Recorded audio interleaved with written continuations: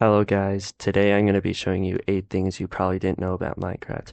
Make sure to like and subscribe so you never miss another video. So first, if you go to controls and options, there'll be this button called operator items tab. If you enable that, in your inventory you'll have operator utilities in the creative inventory. And this is where you can get command blocks and other things like debug sticks. There's also light blocks, and these are just like light sources, like from torches and stuff. This is just a way to make an invisible light source if you're making a build or something. So there's the different light levels, 15 and 10. And yeah, so that's all there's from 15 to 0. And then there's also barriers, structure voids, structure blocks, and jigsaw blocks. There's also mine carts with command blocks inside. So yeah, that's a better way to get those things without commands. So if you build something like this with honey blocks on the outside and inside, if you put villagers on the inside, since things can't jump on honey, zombies can't jump in, and the villagers can't jump out. So this is a way to keep your villagers safe without zombies getting in or the villagers getting out and running away. And you can name the villagers too with name tags. So instead of mining ores, put Silk Touch on one pickaxe and Fortune on another pickaxe. And what this will do is if you go and mine the ore with the Silk Touch pickaxe and just say this is in a cave, I just put it here as an example. Let's say it's in a cave. Um, you'll get this and then you can go home with the ore blocks and mine it with the fortune. And may be asking, why don't you just mine it with the fortune pickaxe in the first place? Well, it will take up more inventory. So look, I'm mining the iron and more is dropping. There's much more dropping. But if I mine it with the Silk Touch, only one drops.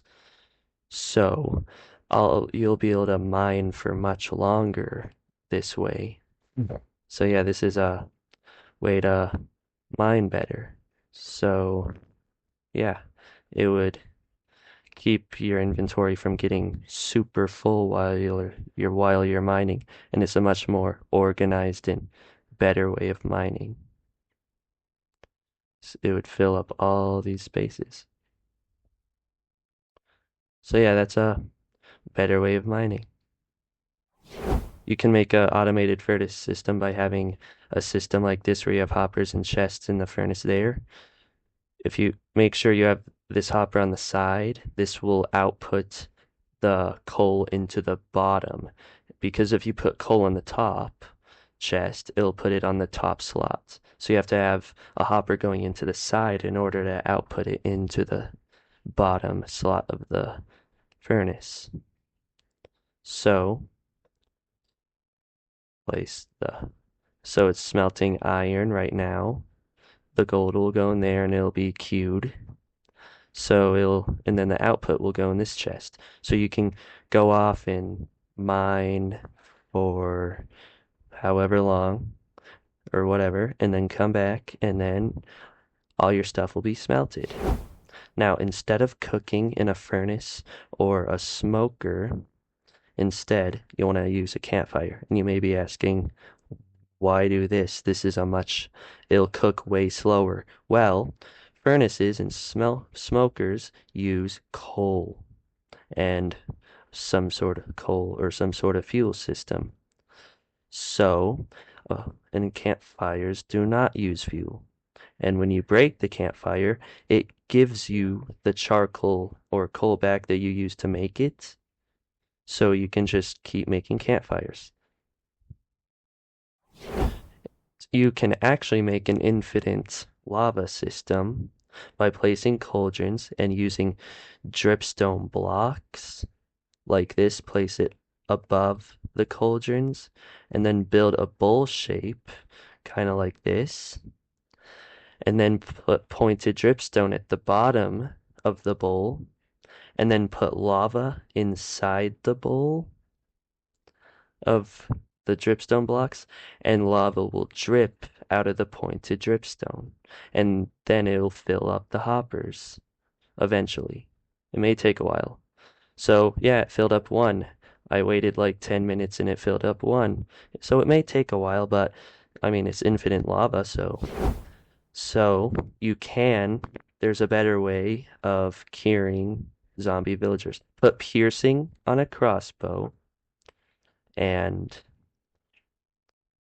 have a arrow of weakness. And if you position yourself just right, you can shoot through them all since it has piercing. So now they all have the effect. And you can give them the apples, the golden apples, and you can go over and get the arrow back.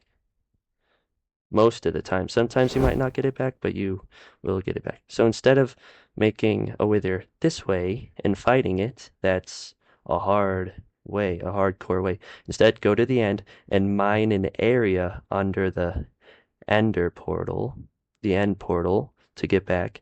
Spawn a wither there and get out and wait for it to spawn. And you'll be asking, why do this? Well, it will suffocate in the bedrock. And since it can't blow up the bedrock because bedrock is unbreakable, it will just suffocate to death. And you can go in and fight it too with like a sword, but you can just wait for it to die. May take a while if you wait for it to die. So yeah, that'll be it for this video, guys. I hope you enjoyed, and now you know 8 things you probably didn't know about Minecraft.